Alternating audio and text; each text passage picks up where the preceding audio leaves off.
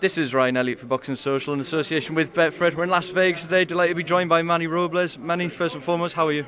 I'm very well, thank you. Thank you for having me. Thank you for coming on. Let's talk about Charles Martin on this huge bill, Wilder Fury 2 Saturday evening against Gerald Washington. What's the mood like in camp ahead of this one? Big opportunity for Charles to catapult himself back among the heavyweight division's top guys. I'm very excited to be part of such a big event, and for him to be the co-main event and on such a great card. I mean, probably the fight of the year as we speak. It's early in the year, but I could see this being the fight of the year. And, he's in great shape and we're ready to rumble.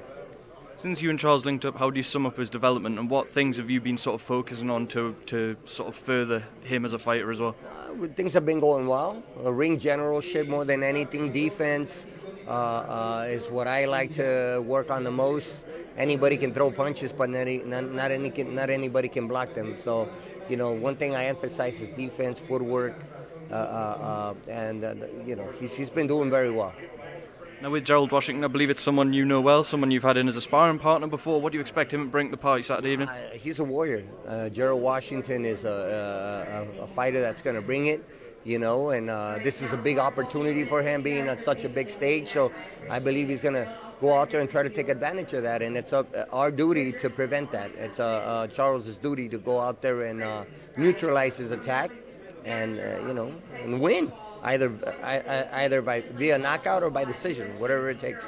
There's a huge dangling carrot, a huge incentive there for Charles. This is an IBF World Title eliminator. There's a chance for him to get back in line to challenge for his old belt. Does that give him that extra spring this step and that extra little bit of motivation, knowing he's one step away from being back there? Again, like I said, this is a huge opportunity for both fighters, and we understand what's at stake. Charles is definitely motivated for this fight. He's prepared. And we're looking forward to the challenge come Saturday night. Charles is someone that was sort of just thrusted into the limelight when he picked up the IBF title way back when. Was sort of swung into a huge fight with Anthony Joshua. It didn't go his way. He's had this huge rebuilding process. Do you think he's a much stronger person for going through all that? And do you think it all came too quickly for him at the time? It did. It came too quickly, but now I believe he's a better fighter. He's much more mature, and he's learning a whole lot. He's looking better and better with every fight, so I expect to see a better Charles Martin come Saturday. I'm sure you're sick of answering questions about this, Manny. The last time we saw you was in Saudi Arabia. You've since parted ways with Andy Ruiz. In your own words, can you just talk to us about that split and what terms you sort of stand on now? No, there's not much to say. I have nothing but the utmost respect for Andy. I wish him nothing but the best. It's entirely up to him to get it together and and be disciplined like he should be. And there's no doubt in my mind that he's got the capability to become a champion once again, but he's got to want it. How did the split come about? Did they approach you? Yeah. The dad came to me. He called me up one day and came to the gym. We sat down. We talked. We ended up everything on good terms. And then, like I said, I have nothing but respect for Andy. I thank him for the opportunity. We made history together. Becoming the first Mexican-American heavyweight champion of the world. How could I stand here and say otherwise? You know what I mean? Like I said, I wish him nothing but the best. I hope he wakes up and realizes his situation and where he's at today, and he's able to regain what he once had. You said there you made history together. How proud are you when you look back on that journey and that relationship, what you guys sort of achieved, even from shocking the world that night in New York right through to the magnitude of that fight in Saudi Arabia as well? No one will ever be able to take that away from us, at least not me, and I'll always be able to cherish that moment. It wasn't luck, like some people tend to think it was luck.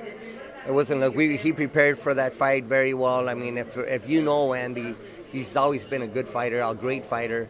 Unfortunately, this second time around in the rematch, we didn't get the Andy everyone was expecting. I never lost hope.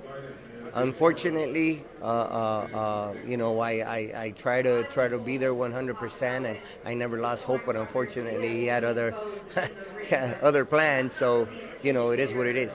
Final one on that, Manny. Andy, after the fight, came out in the post-fight press conference and is perhaps a bit regretful of the way he'd been through camp. Any regrets as far as you're concerned from that training camp going in that fight?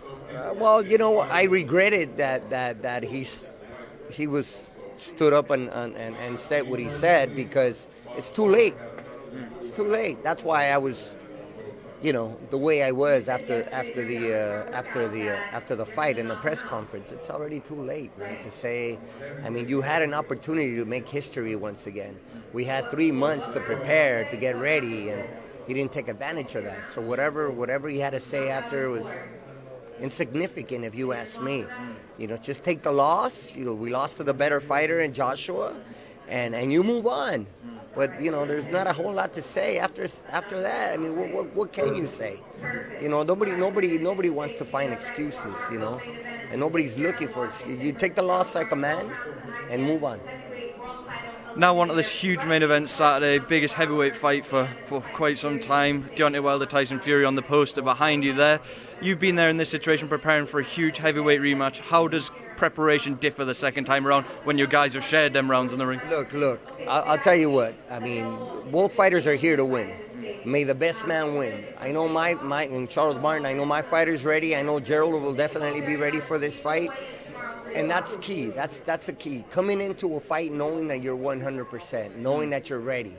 You know what I mean? If we win, great. And if we lose to the better man, but not for lack of preparation. With Tyson, he sort of said throughout the build-up that he wants to take a more aggressive approach. He wants to take it to Deontay Wilder. From your point of view, how can Tyson do that without putting himself at risk of that huge right hand? Right, that's very interesting. If he does that, we're looking for a very short fight, But honestly, I mean, he's got to stay away from that right hand. If I was Sam, just go out there and do what he does best, which is the box, and to stay away from that right and to make it a boxing match. Mm-hmm. And on the other hand, with Wilder, he's got to make it a fight. He's a fighter. He's got to go out there and try to knock him out and look for that right hand. But there's other ways other than that right hand. Obviously, be able to break the fighter down. I would like to see him work the body a little more this time around, and let's hope that we see that.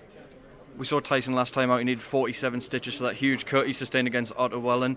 Been a fairly quick turnaround from there, you would say. If you're Deontay Wilder, if you were in Deontay Wilder's team, would you be telling him to target that straight away from the opening bell? Not necessarily. I mean, it's just like when you talk about knockouts. Knockouts come on their own. I know he's not thinking target the cut. I would like to think he's not thinking target the cut. I mean, if it happens, it happens. I mean, you just never know. You know what I mean? He's got to have a game plan. He's got to be able to execute that game plan. Manny, there's a lot of people waiting to talk to you here at this press conference, so I'm going to let you go, but thank you for speaking to Boxing Social as always, and best of luck.